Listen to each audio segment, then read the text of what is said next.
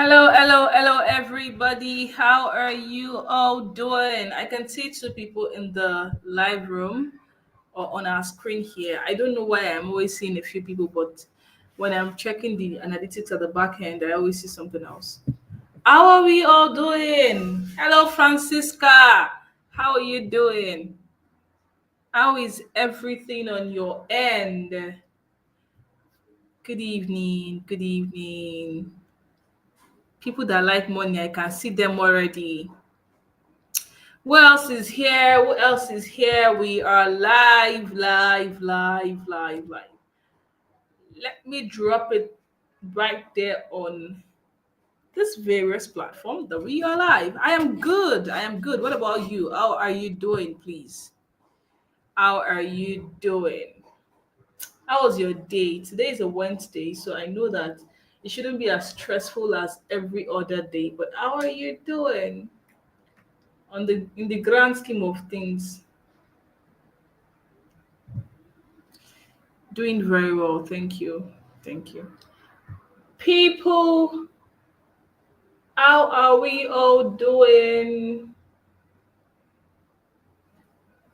Who else in the room is here aside Francisca? It's looking as if it's only Francisca that likes us so or that is here with us. Anyway, this is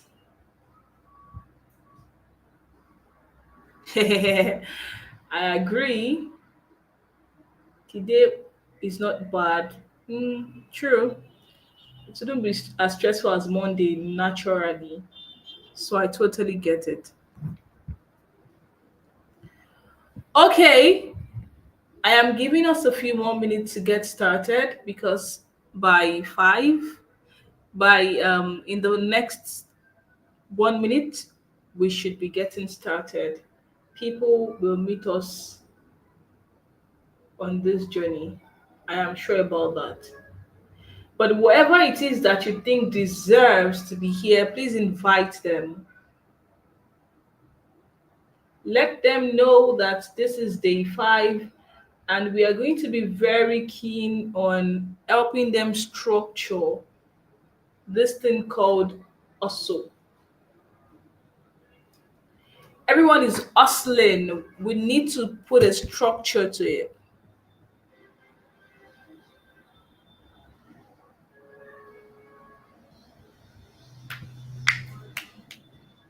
Ooh, 15 seconds more.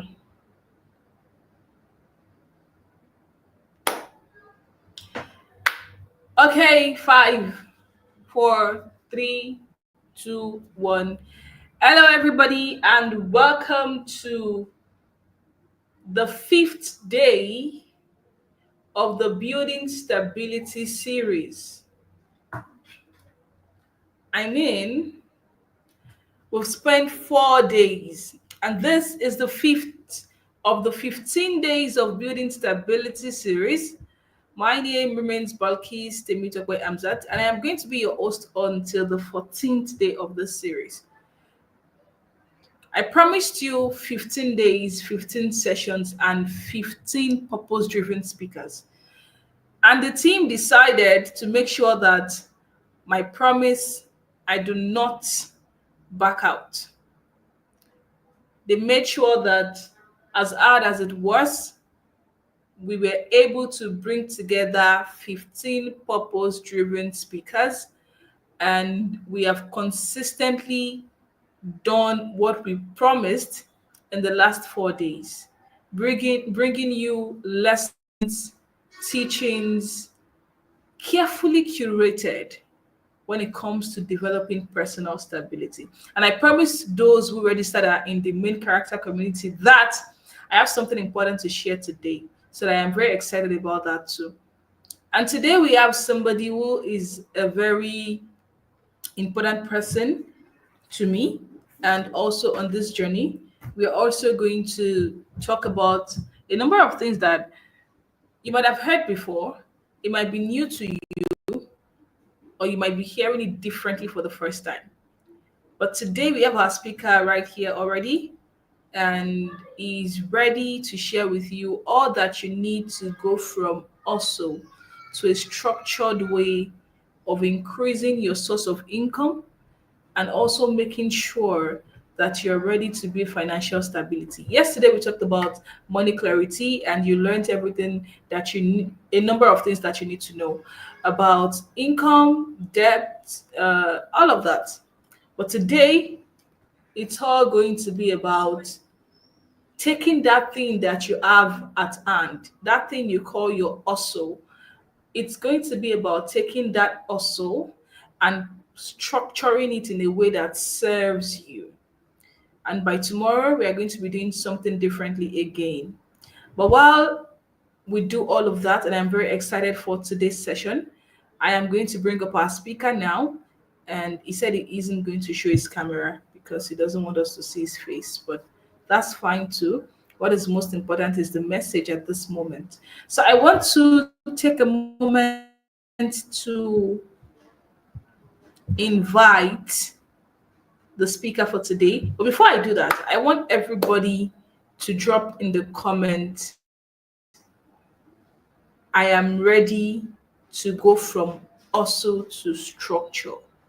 If you know your life, please drop in the comment, I am ready to go from hustle to structure before I bring on today's speaker. I am ready to go from hustle to structure. I want to see that. I want to know you are with me and you're not just dropping your phone somewhere. I'm saying I'm going to hear it. So are you with me? Are you ready to go from hustle to structure? I want to see that, or else we won't bring our speaker in on time. All right. Yes, Francisca is ready to go from also to structure. Francisca is ready. Lawal Aminat is ready. Aminat Titilokba is ready.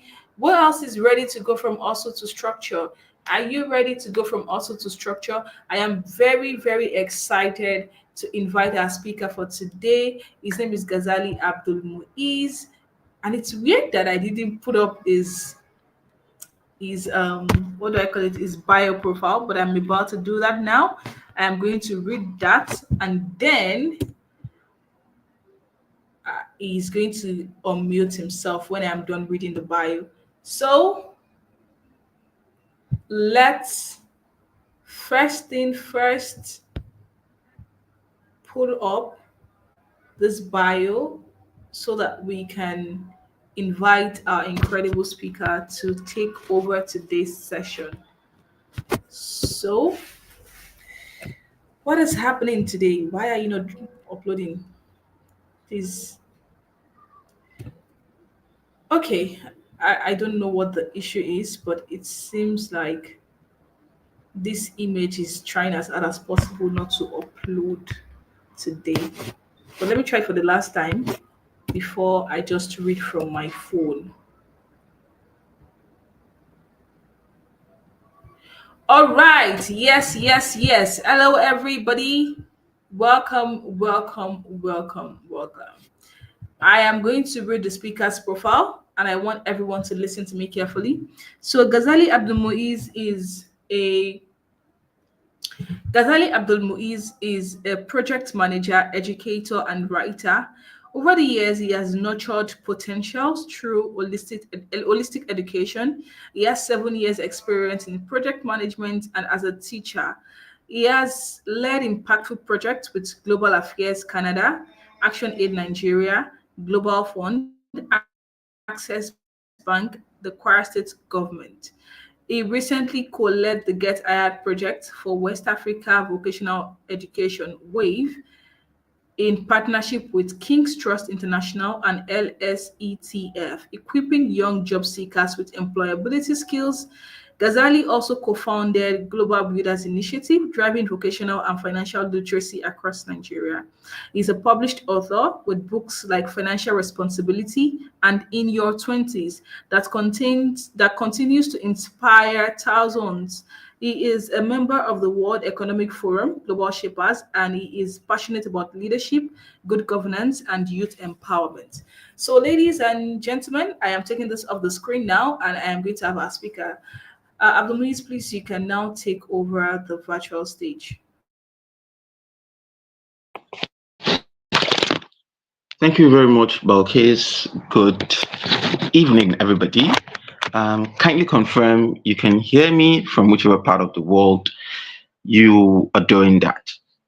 You can just do that in the chat quickly so I can know I am not speaking to myself and my voice is clear enough. Okay, so while we're doing that, I am sorry, my voice is not as sharp as that of Balkis, but I know we can actually do better together. We can flow, and yes, I love to have it calm. So today we're going to be doing something very, very simple, very relatable, very engaging to a very large extent. And today what I've prepared for us is very, very simple. So we're just going to look at hustle and structure, just to see the differences, to understand what we're doing and how best we can actually make it better. Then we talk about a little about financial clarity because it is very, very important for both the hustle and the structure, stage of our lives. Then we're going to just touch a bit of, income streams, validating it and identifying it. Then we talk about building systems, leveraging our small stats, financial discipline, and yeah, we round it up. Very, very simple, short and straight. So, like she said, my name is Ghazali Abdulmuizz. Omotoyosi. People call me Sika. I called myself that first. However, people started calling me too, and I liked it. Now, I used to call myself a pen, a golden pen on an empty piece of paper. And the reason is this because I really, really want to rewrite my own story. I want to write my own story, my own self.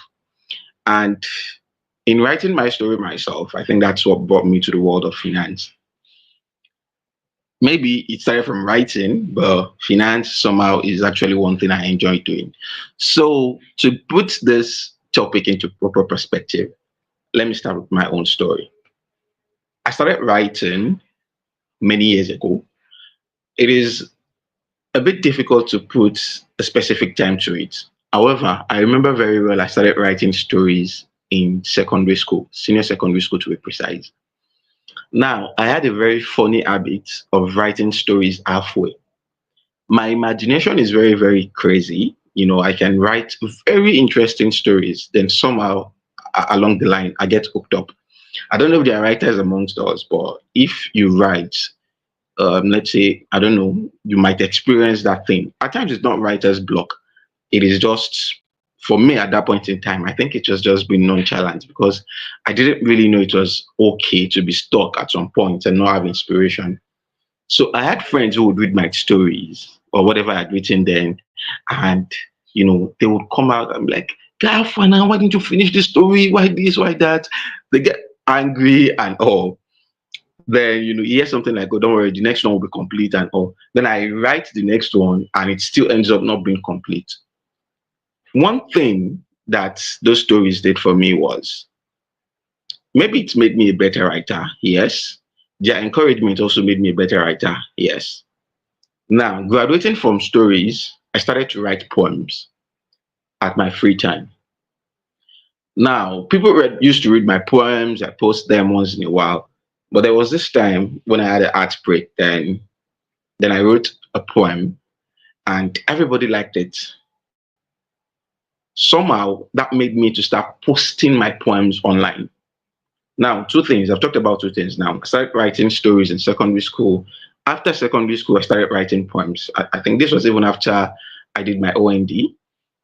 I started writing poems. I got the validation I needed from people. Oh, this was nice. Oh, this is the best thing I've read in a while. So I started posting my poems. Then I got to the university. I was posting my poems actively on different platforms, and I was printing it on a piece of paper, pasting it at notice boards around the University of Ilorin. Then somebody called me one day to say, "Oh, I've been seeing your write-ups everywhere. Aside the poems, I've been seeing your articles too.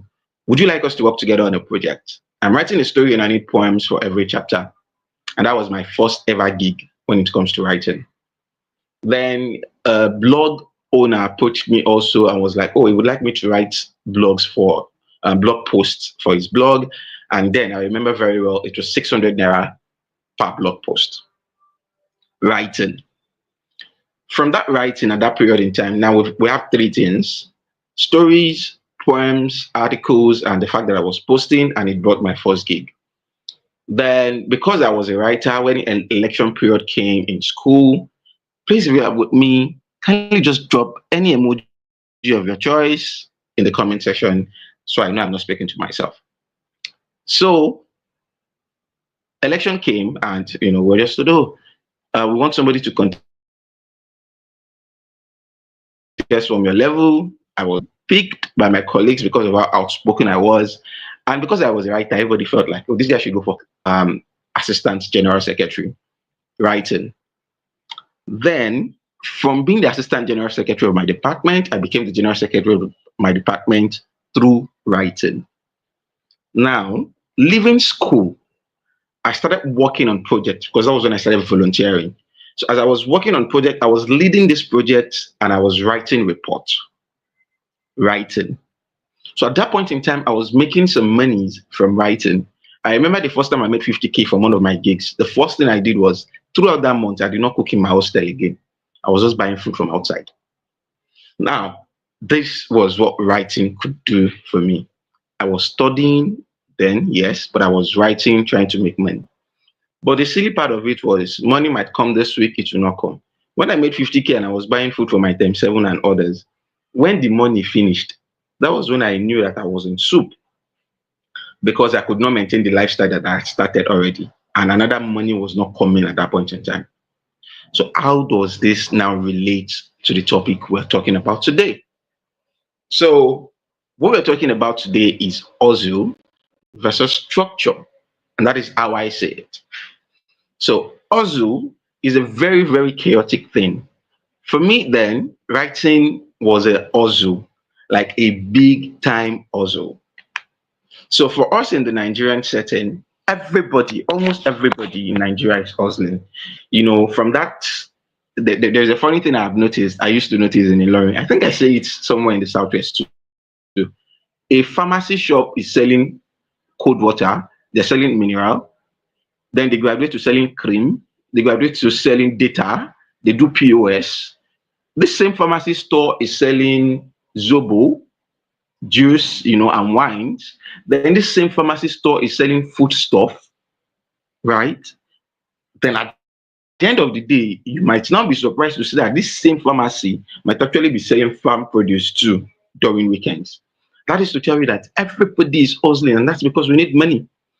And many of us have been hustling since secondary school days.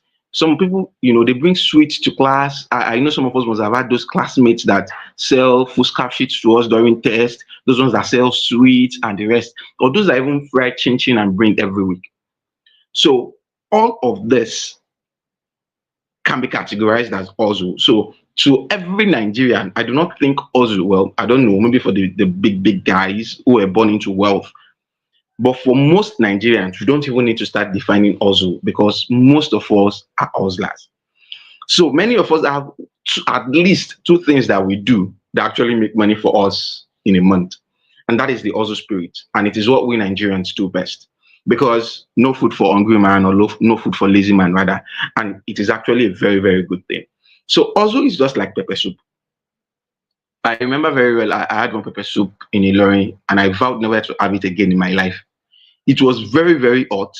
And through the night, I could, not feel myself. Like I was not myself at all. But ideally, a normal pepper soup can be very, exciting. Or let's say you buy suya from Aboki and the yaji is very, very nice. You get it quickly and, but when it finishes, what happens? Right? So, hustle is one thing. I think we've talked about hustle and that makes a lot of sense. So, but the thing is this. Also, it's just like waking up every day and saying, oh, you know what? I need to do things quickly. I need to get this done. I need to make money. I work on two jobs, three actually. But one funny thing is, I know many people will just wake up today and be like, oh, let me quickly do this. Maybe somebody will pay. Let me design a flyer. Let me do this. Just post something online. Maybe I can quickly get this done. And maybe, let me quickly sell a course. And that is what everybody do. So hustle is just like you waking up every day to say, Let me do something that will pay. But structure is like saying, oh, you know what? Every day, this is what I'm going to do, and this is the result that it will bring. Now, that is structure. Also, in many cases, depends on luck. If you bring chin chin to school today, your classmates might decide that they are not buying because there is this new person that sells suya outside. But also, like when there is a structure to it, it is most likely that there is what you make every day, and even if you don't make it every day, you are able to track what you do. That is the difference between hustle and structure. So if customer does not show, then you go and for instance, now I know some people that have tried to say, oh, let me sell a course. Because course did not sell for you, you have decided to write a book. That is hustle. So customer no show for for calls, let me do a book. The structure is like, oh, even if sales are slow, I'm tracking my numbers, I'm improving my systems, and I know what else to do. So I'm getting a new tool. So that is structure. Now let me just give you an example, which is I think we've talked about, say, a pharmacy store that sells everything. And that is how people also, right? So imagine a pharmacy store now, instead of selling water, mineral, all of these other things, then you keep investing the money you are making into getting more medicine. Sometimes it's funny how somebody is sick, you're recommended to get a drug for that person, and they are referring you to another bigger pharmacy. Why? Because you've gone to many pharmacies and they do not have that drug. In most cases, those pharmacies that do not have that drugs, that is because they have not invested in making themselves go bigger. Because everybody has a potential. Every business has that potential to grow. Now, you see that bigger pharmacy, it is because, most likely because they have a structure that works. For the small pharmacy, the reason why they are selling so many things at the same time is because they still see themselves as a hustler and have not really gotten beyond that hustle stage. So if drugs do not sell today, mineral will sell today. If minerals do not sell today, food stuff will sell. That is how they have made it to be. Now, I'm not saying that is entirely a bad thing, but at the point in time in our lives, everybody actually is a hustler, especially in Nigeria. So to make it simple, hustle is just like you telling somebody, I like you, but I'm not ready for commitment. Right. So definitely that someday heartbreak will come. Like you will chop breakfast someday, it is sure. But when there is structure, you know that okay, me and this person were committed, we're for life. So what I said hustle is not bad. It is a very, very important way to start. But structure is actually how you grow and you sustain. So first thing first, the key takeaway from how we have started now is that hustle is how you start. Structure is how you grow and sustain. And I'll be linking that back to how I started. I started writing stories, right? Then I graduated to poems. Then I started making my poems known. That was the point which I was hustling. Now I am a project manager, and one of my major strengths is report writing. That is structure to my work. That is growth and sustenance. Because today it is that same project management that actually pays my bills. So if you're with me, let me see your favorite emojis in the comments. So we put one key thing together, right? Hustle is how you start, structure is how you grow and sustain. So before we now go to the next part, ask yourself, is your hustle something that you can explain to a stranger and they will understand how you make your money every month? So if it is not, like if it is not something that makes you money every month, like a salary that you get every month, then it is time for you to add structure to it. So now, how do you now add structure to your hustle? That is where financial clarity is very, very important. And what does financial clarity does for you? It actually helps you manage your irregular income like a pro. So any money that does not have plan, let me bring it down. It's just like NEPA in Nigeria. Do you know that period where everybody is like saying, oh, there's no light for like 2 days.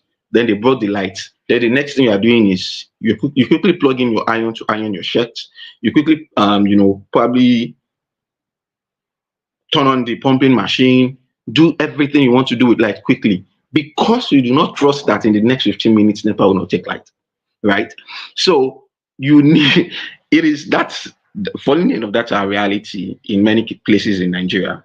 But now financial clarity actually helps you to structure how your hustle can go and you can grow from it. So as you're starting now, let's say I know many people who bake, I know people who do social media management, I know people who tutor kids after school, right? So as you're making money small, small, I know this level of joy we all have. I remember very well, I wrote in my book, Financial Responsibility, that many of us are hungry at some point. Then, we get this money, and the first thing we do is we quickly want to, buy food. Till today, I think I still have that bit of habit. I want to quickly buy food first. Although it's no longer like before where, I just focus on food. But when you now buy food this week and you are happy because the latter has entered, what happens next week? And that is actually how we need to start thinking, because when your money does not have a direction, it actually becomes a problem. Your money should actually have a direction. And the direction of your money should be focused on where and how it can help you make more. I know many people say, oh, but what can I do with 10,000? I just earned 2,000 naira from this gig. My bills are this, my bills are that. It is actually very, very easy to see your bills. That is why one reason why we spend on food. It is very, very easy for us to see that we are hungry. But in truth, that hunger will not kill you. That food that you are craving because that money has come in will not kill you if you do not eat it. So let's say, yes, I am hungry truly, and I got 50,000. The next thing for me to do is not to enter the place and look for, the most expensive meal. If I do not eat that meal at that point in time, it will not kill me. So the best thing you might want to do is stick to what keeps you, sustained. Gary at that point in time will not kill you. So because you have money does not mean you should ditch the Gary that has been saving your life for a while. So for instance, let's say, and I want to say this in the comments. So if I give you, say, 1 million naira today, no, 1 million naira is even too much. I know some people would have businesses they want to do with it. But if I give you 100K today, what will you do with it? Please, let's see that in the comments while we go on. So if I give you 100,000 naira today, what will you do? Now, I do not really need I know most of us will have some, big things in our head like, oh, I will start an online academy, this. But in truth, you know yourself. When you get any alert, especially one that is huge like that, what do you do immediately, or what will you do if you're getting from me? I'm not saying I'm giving anybody 100K today, so nobody will come and hold me to it. But if you get 100K today, what will you do with it? So because it is very, very set to death. Well, and funny enough, that is, I think, Usman, thank you very much for that response, because it's like that is one thing that is happening with us hustlers generally. We tend to settle one debt, while another one is there. Yes, Francisca wants to go into the stock market. Well, very interesting. I like your discipline. I wish I could, just say that for myself too. But yeah, stock market, not bad, not bad. That's one of the lazy people's way to riches, even though it's not entirely lazy because they use their brain power, but not bad. So buy needs, save, invest. So after you buy, at Titi but thank you. So after you buy your needs, you save and you invest. I'm not sure the 100K self will be enough to buy your needs, especially because of the way you have arranged it. I don't know your needs right now, but if I look at my own needs as a person, the 100K would have finished safe before I think of saving or investing it. Then after buying your need and you save, I don't know how much you want to invest. And I really do not know what you want to invest in that would actually bring a very sharp return. But let's go forward, right? So the truth is, what we have just done now with this 100K is sort of have a plan. I have quickly made you think about a plan. Not because you have the money right now, but because it is easy to think about it. So money without planning is just like you're pouring water inside basket. We know basket can hold water, right? So if if you are able to think about what to do with that money now, when the money comes in, do we really now stick to it? Let's be sincere with ourselves. Do we really stick to it? I know Usman wants to settle his debt, right? But when the money comes in, is your debt really the first thing in your mind, or you think about the fact that another money can come, so you move like 20K in it to probably get yourself something nice, eat food or something, right? Thank you very much, Lawala Minat, so for your response. So let's move. So I'll give you an example with someone I know who used to sell wig in Kaduna, Zainab. So she used to make like 300K per month. No, not per month, like on some random months, 300K today, then some other months, 50. And that's the way of Ozu, right? So I remember this person was telling me this was last year that, oh, you know what? Customers are not really buying every time, and it is affecting money, like the way I spend some things. And the question immediately was, okay, so do you keep track of your expenses? Do you keep track of when people buy from you the most? Do you keep track of other metrics? Who are the kind of people that buy from you? So for instance, now, if I am selling ice cream, and this is where financial clarity is very, very important. If I am selling ice cream, I might actually be, marketing to people, to elderly people, to young people like myself. But in truth, the person that will sell the most then will be the person that markets to children.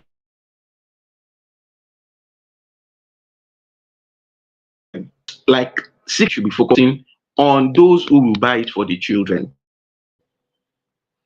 One of the days I was in the market, I remember selling a shoe for my mom then. Not because the woman wanted to buy that shoe, but because I made the baby like the shoe, and the baby started crying like, "Mommy, I want this shoe." Now, this person, like the woman was like, "Come on," and they left. Eventually, they came back, and the woman was like, "So how much is this shoe?" And in my mind, I was already like, okay, probably because of the way I pointed the shoe to the child and told the child that the shoe looks good on him and everything. That boy must have been crying that he doesn't want the other things that the woman wanted to buy for him, which made her to come back to that shoe. Elderly people or young adults or adults take ice cream too. But the people who love it the most are children, right? So when there are these people who sell yogurts after, say, Salah or during Easter celebration or Christmas, once you are done at the mosque, it is a tradition. You should actually go and buy yogurt, because I do not know what is Salah without yogurt or ice cream. So the best thing, those people don't really target the elderly ones. It is the children that need it. So they are the ones you should actually be blowing that, papum papum thing that they blow up and down. Blow it to them, and then they convince the parent to come and buy for them. Or even without needing to do the convincing, they must have collected their Salah money or Christmas money from home so that they can buy that ice cream or yogurt at the place of worship, right? So you see the essence of financial clarity. It is not just about you doing that business. Usually it goes beyond paper and pen too. So, many of us will say, oh, I have a book that I used to track my sales. It is not just about writing that, oh, I sold so week today. That is very important too, please. It is very, very important. However, it goes beyond that. So you need to take some personal, more detailed information about who is buying from you. Now, you might not need to ask your audience their age, but I believe that when you look at somebody, you are able to tell the age range of that person. So that way you are able to, make more informed decision on the kind of things that or the kind of people that buy from you. So if you are selling food, if it's a fast food restaurant, the kind of people that buy from you determines, what next you are doing or adding to your services.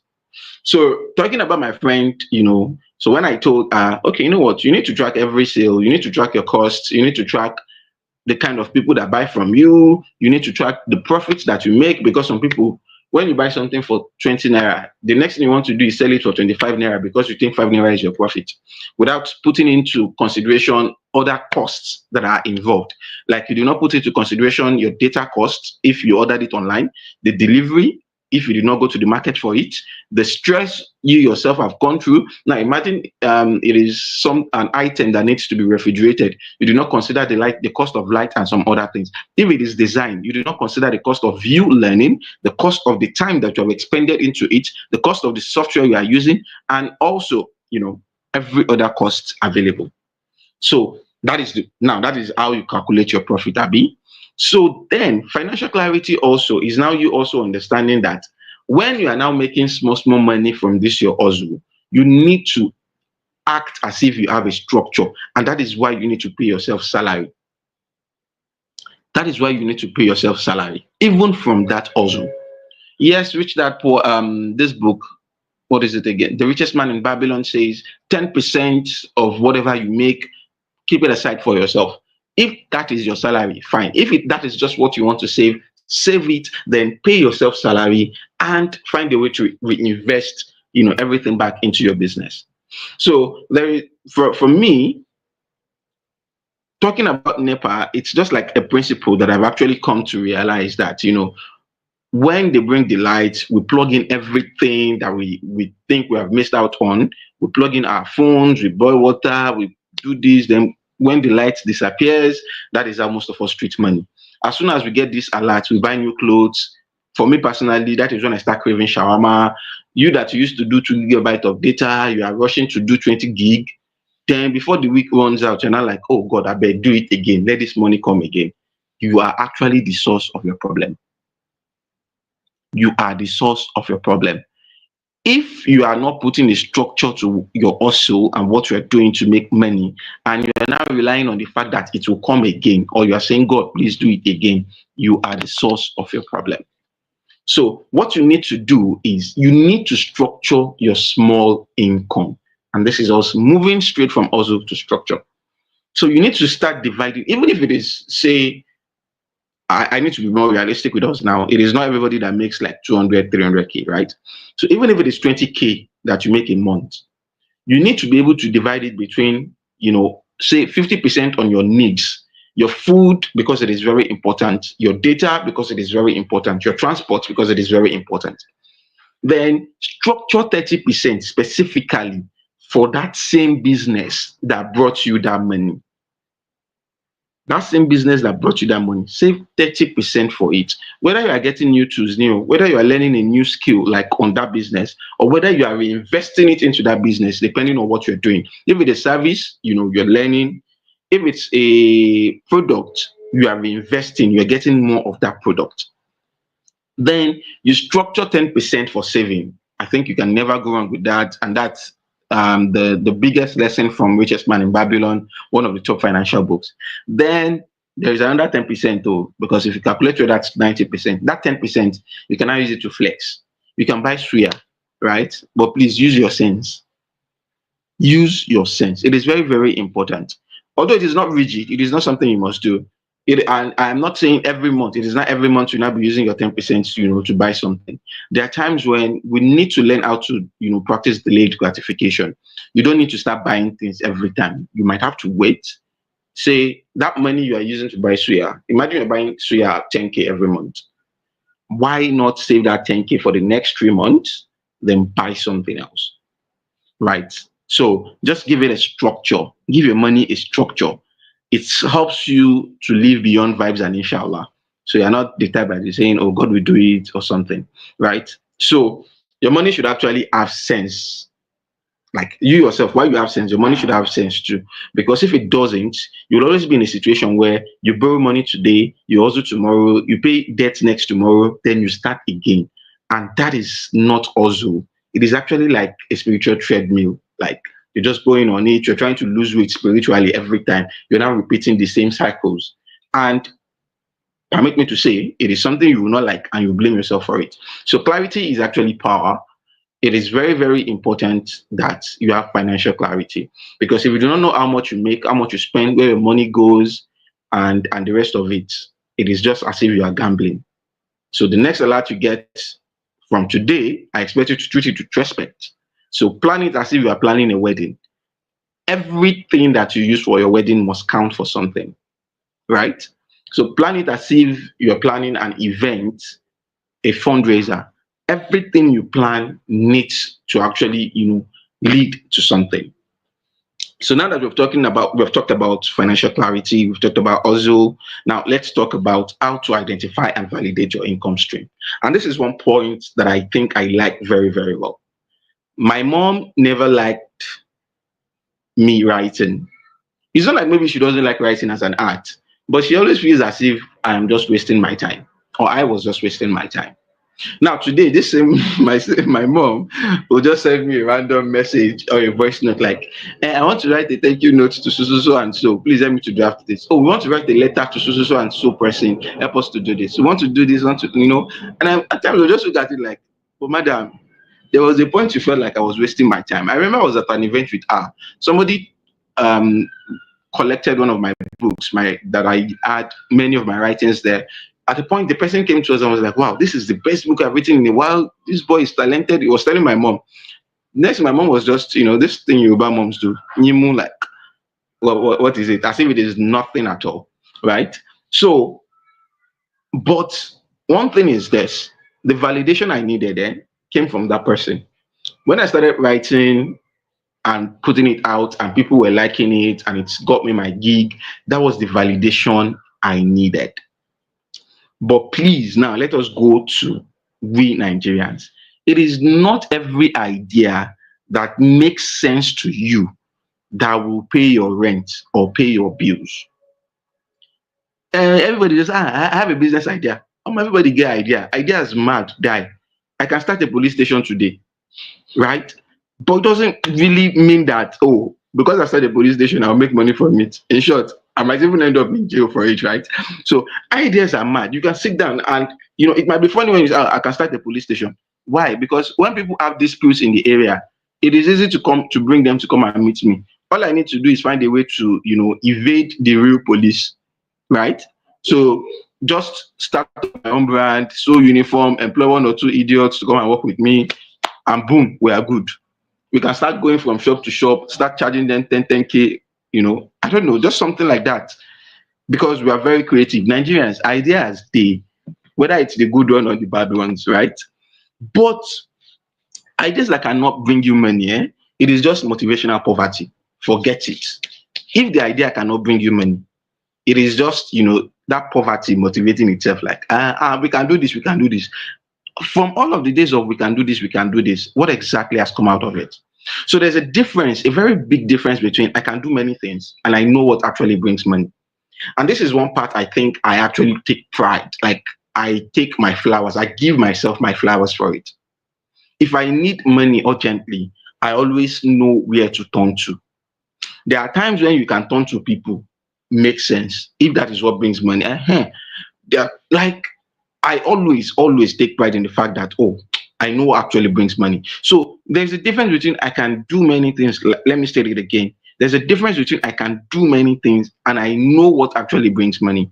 I can do many things is the same thing as I have many ideas. I have no ideas plenty, but what actually brings you money? And let's be sincere, these days and time, it is during the days of our fathers that everybody looks at you and be like, he's still growing. At the age of 30, there's no money, still growing. Now, at the age of 20, if you don't have money, it's like the world is against you totally, right? So you need to actually do what is important. So the first thing is you need to test before you trust. There is a need to test before an idea is trusted. Don't just go around saying you have ideas. So because you like baking does not mean that the cakes that you bake will sell in your area. I remember this was something that happened a few years ago with somebody I know. This person loved to bake. She knows how to bake. She learned how to bake and she started baking. This person now bake meat pie, bake this and put it outside in a show glass. And nobody will buy. Not because the people in the area are bad people, not because they don't like cake. If you decide to give it out for free, people will rush it. But the truth is, that is not what they need. So bringing it down to my own career path, right? Because you are good at writing does not mean people will pay you to write blog posts.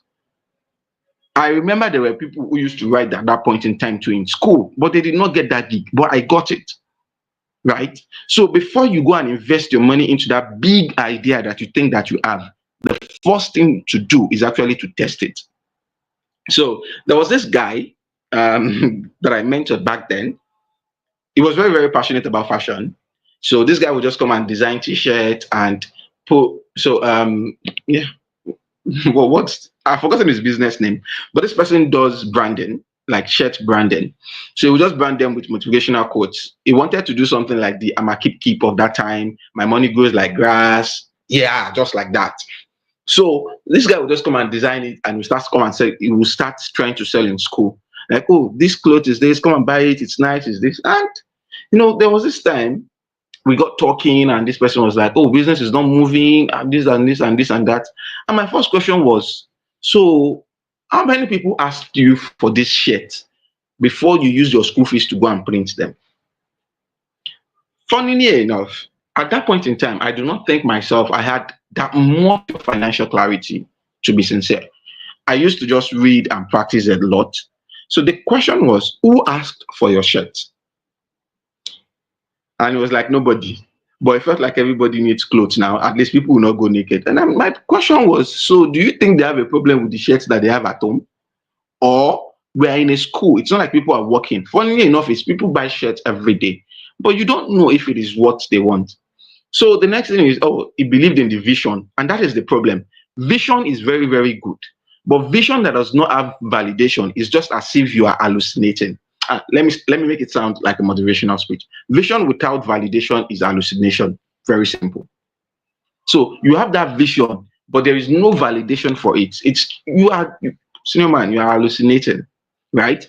So the simple thing we did then was, and I remember there was this app, shirt maker app on Play Store then. So you know what? Put all these your quotes that you want to put on this shirt, design it on this app, and let's start marketing it together in New Learning. Let's market it on WhatsApp.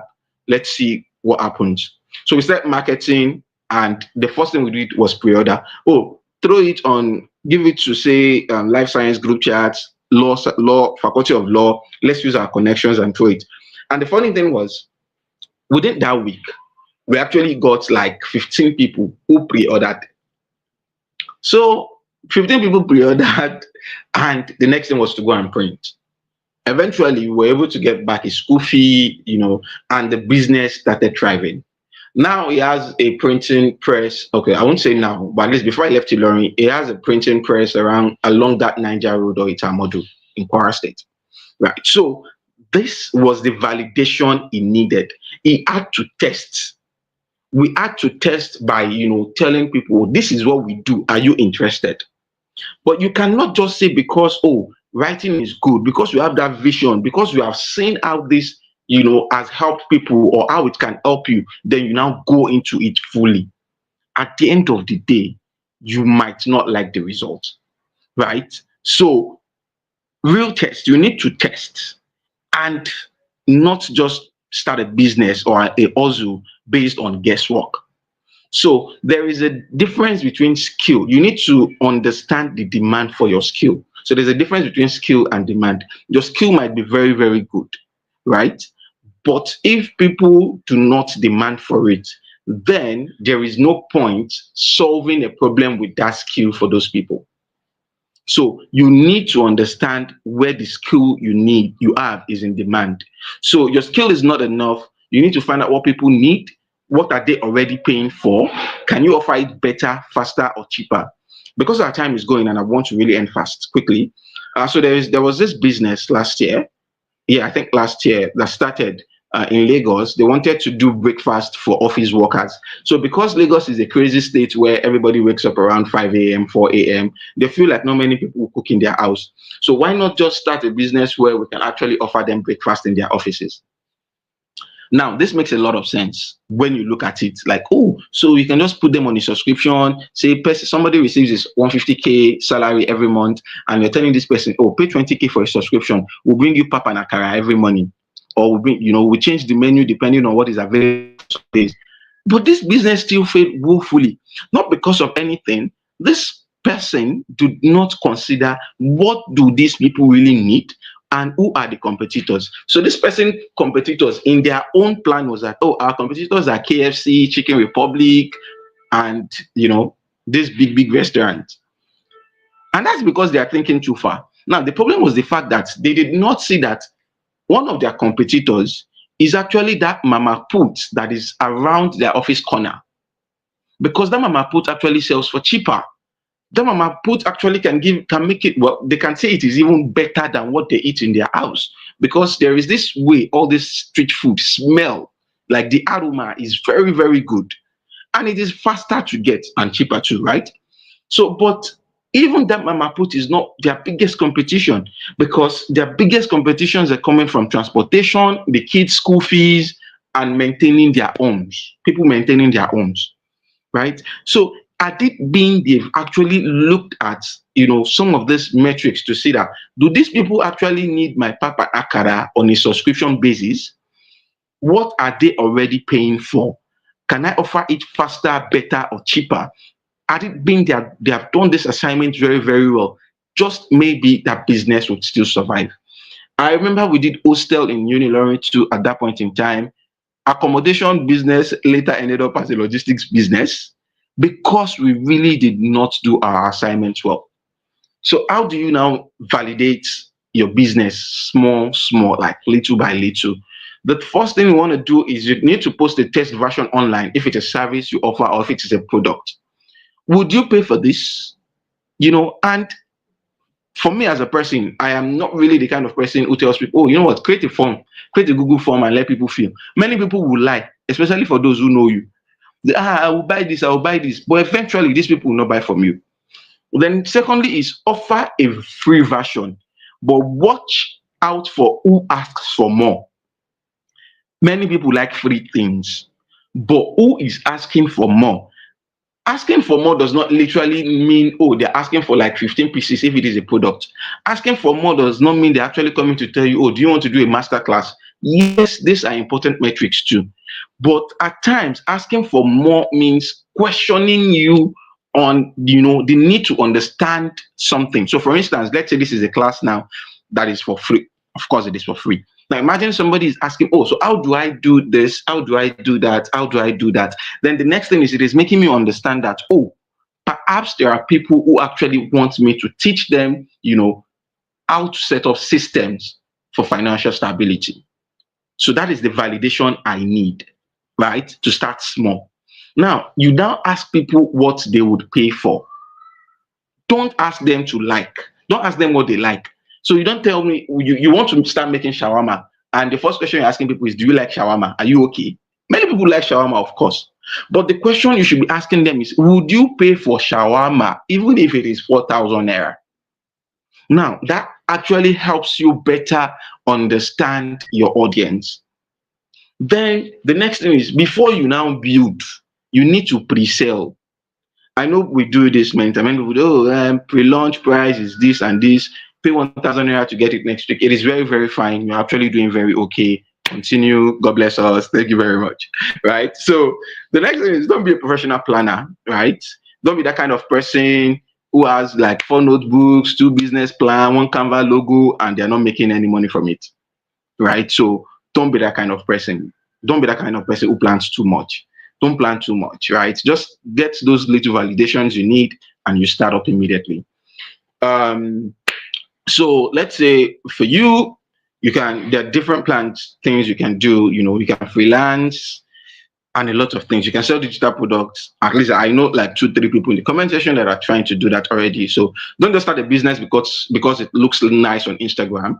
So start with what people need, test it, and then you start growing it little by little, right? So the next thing is, you need to build a system that makes your income very predictable. So if you stop hustling today, will money still come in next week? And I think this is one very big question you need to ask yourself. And the hard truth for most of us is that no. So because our income is like palliative, it shows up only when we beg for it, when we sweat, or we pray loud. So don't make your income like that. it is not sustainable. You need a system. So the system you need is a repeatable process that brings you results, even if you're not there 247, right? So many of us know the electric toaster. If you all you just need to do is butter your bread, put a bit of butter also on the pan of the toaster, you plug it in, then you cover it, and boom, everything works, right? So that is, it handles itself. That is a system. But imagine you are using firewood to cook. I don't know how many of us have done that before. You need to sit with it, you need to start fanning it, just for it to blow. Then you go back to check again if the fire has not eaten the wood to some part so that you can push it back in again. That is not a system. That is also, and that is the best definition I can give you for also and system, right? Having a system is you using the toaster. Everything handles itself. Using your firewood is just like just running everything together. So how do you now build a predictable income stream? The first thing is you want to create a standard process, right? Anything that you're doing now that brings you money, write it down. For example, write down exactly how you do it. So if you're selling food, where do you get your ingredients? When do you post on WhatsApp? How do people order? What's your delivery process like? Once you are able to actually do all of this, it becomes very easier to teach people. So I tell people item 7 food always tastes the same because there is a step-by-step process of how they cook. There's a step-by-step process of how many minutes the oil used on the fire. There's a step-by-step process of what the eat should be like. And that is what actually gives them repeatable results every time. Not just because of the ingredients that they use, even though the type of ingredient matters too. I'm just saying. Then the next thing is you want to automate or delegate small tasks. So for instance, you should not sit down designing with, say, what's the name of this design tool again? That people Corel Draw, when you can actually use Canva, right? You don't need to do that. You don't need to start asking people questions on the street when you can use Google Form, even though you might want to do, WhatsApp status at times. Then if you are getting a volume of people talking, why not use WhatsApp auto reply, right? So those are very, very important. Then you need to create retainers for people. Let people find a reason to come back to you. Let them pay monthly. Believe me, also makes sense. Having your money at different times makes sense. But when you are actually able to make it a monthly thing, it becomes better. So do not be that kind of random person who does things anyhow. Then you need to know how to use tech like a boss, right? You need to learn how to use tech. You don't need a full website. You can use your WhatsApp, use Trello, use have a database of customers. And believe me, which is actually probably the last thing I'm going to talk about because of timing. Learn how to use Microsoft Excel. See, if there is nothing you do in this life anymore, just learn how to use Microsoft Excel. It will save you a lot of things. It will help you a lot with your data collection. It will help you a lot with insights into what you are doing. But that is if you are collecting enough data. So use tech to your advantage, especially Microsoft Excel. Then, when you're now done, which this I'll be ending with, multiply and diversify your income the smart way. So I know many people will say, do not put all of your egg in one basket. Yes, and that is true. There is this thing called I see it as income siblings and not strangers. So smart diversification is you, for instance, and this is a method that has worked for a mentee of mine. Before I knew her, then she was a fashion. She said she was a fashion designer. She sews clothes. But today, this person sews clothes. She teaches people how to sew. That's a course. Then she sells tailoring materials also. Now, these are income siblings. These are income siblings. They are related. Don't do like 15, 20 unrelated things all together at once. It will not get you anywhere. It is only when you have grown big to a certain extent that you can now diversify into few things that are not related. Dangote, has flour mill, it has sugar, now is into petroleum, it wants to go into steel. That is because there is a system and structure and is already able to do what needs to be done. So for you who is starting small, create income siblings and not strangers. right? So eventually, because of our time, I don't know if um, our moderator is already timing me. Do you want to stop here or do you want me to just round up? Hello, everyone. Do you want him to stop or you want him to continue? It's all depending on the people in the room. We have just three people live with us. So, should we give him more minutes or we should say goodbye? More minutes or goodbye? All right. I am not seeing any response. So, let's give you the next 4 minutes. So, so I know the person behind that line is not me. I didn't write that continue. So I am going to give you the next let's say 5 minutes so we can close up. You can close up by 6:40. So go ahead, please. All right, thank you very much. So quickly, just to give to give context to a few things. Number one is, you see, when people say something like, "Oh, I started my business with one egg, now I own a poultry," as much as it is very, very funny to say, "Oh, that's a lie," right? We also need to understand that there is an element of truth in it, and that is for many people, right? So if you are a hustler and you actually create system, that can be your story. Like, it can be your story. Item 7, and I will keep using that example, started from a very small shop in Okiodo in Ilorin. And today, item 7 is in different locations in Ilorin already. It is now in Lagos. It is in different locations in Ibadan also. So it is very, very important that you get all of these systems in place. So as a final note, these are some things that I actually need you to note. You don't need to wait to blow or become big before you build structure. You don't need to let small beginnings to stop you from thinking big. So you don't need to be that kind of person who feels like, oh, because I'm in debt, the next thing I want to do is run a small hustle, pay my debt, start hoping for more, right? Think big. Then when you have money or when that alert comes in, do not spend everything. Do not eat everything. You need to save, you need to reinvest, and you need to be very, very disciplined. Then, finally, which I am sorry I cannot really go into, do not hustle alone. Hustle is actually the starting. Do not hustle alone. Use tools, ask questions, find mentors, find friends who can actually help out with your business. Then, everything becomes easy from there on. Because the real flex is not about how fast you start. The real flex is about how far you go. And that is only possible with structure. So let us stop doing try and error. Let us start building intentional and predictable income.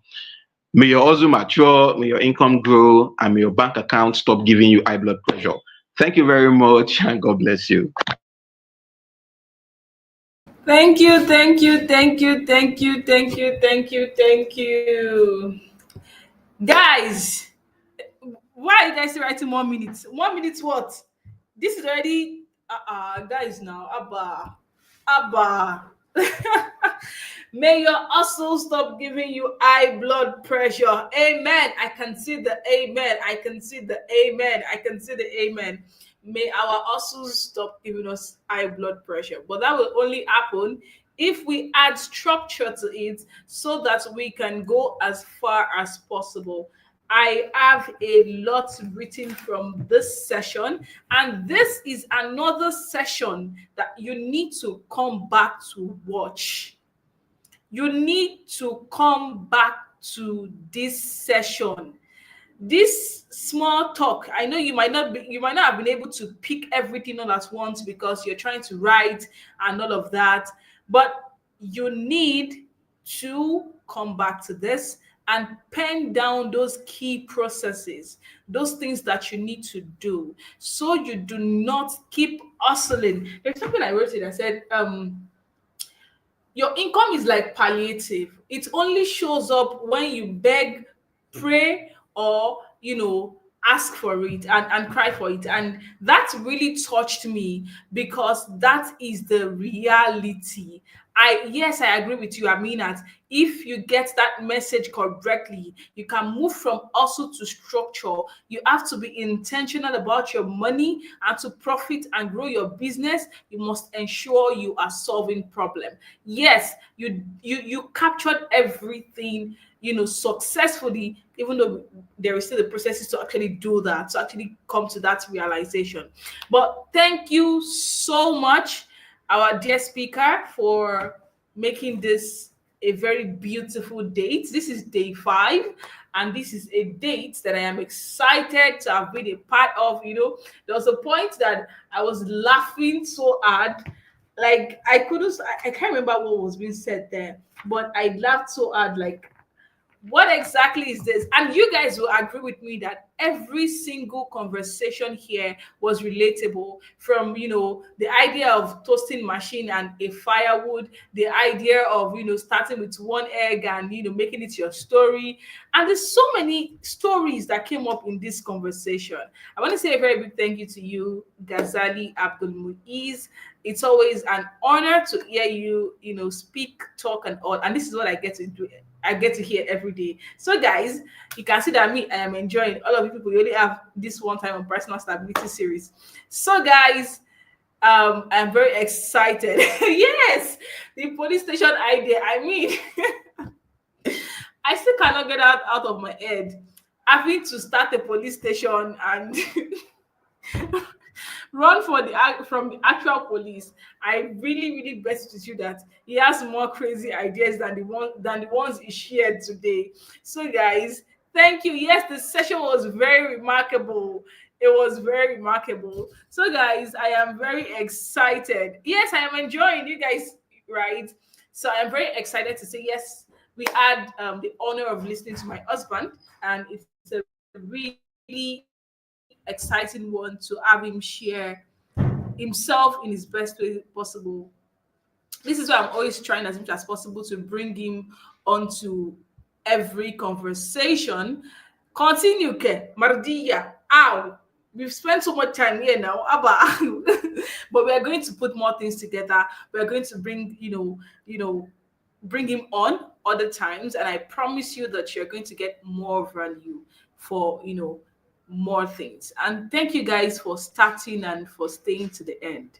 I am very excited to have been honored to to see this vision, and I am honored to have led the team that made this possible. I'm also honored to have been able to bring you all into this room to have this conversation, to watch this session, to learn these things. And I want you to please make a commitment to act, make a commitment not just to rewatch the session for all of the key points and quotes or the funny moments, but to find those things that you can twist and turn to fit into your situation and get them moving and get yourself moving. You can always reach out for questions. If he is comfortable with us sharing his contact with you, we can do that. Or you can also find him on Twitter. He's always on Twitter. Find him on Twitter. Find him on LinkedIn just by the name Abdulmuizz Ghazali or The Seeker on Twitter. So, guys, thank you so much for showing up here. And to our dear speaker, thank you so much for taking the time to be here. Thank you for sharing yourself. Thank you for making it worthwhile. This is day 5, guys, and I am very excited for the more to come. I tell you, it gets better from here. You thought day 1 was it. Then we came to day 2. You said day 2 was beautiful. We came to day 3. You said day 3 was awesome. We came to day 5. You gushed about day 5, day 4. Then this is day 5, and you all are saying more, more, more. There is more. We have 10 more to go, and I'm very excited for the transformation that will happen in the next 15 days and the rest of the year. So, guys, Ghazali Abdulmuizz is going to take his leave. Thank you so much, sir, for being here. And we can now say goodbye to every single person who took the time to be here. And to those who will watch the replay, thank you so much for showing up. Thank you so much for catching up. And I am going to see everybody in the community. And do not forget, go pepper them. Those that did not come, those that will not watch the replay, pepper them. Tag 2 people.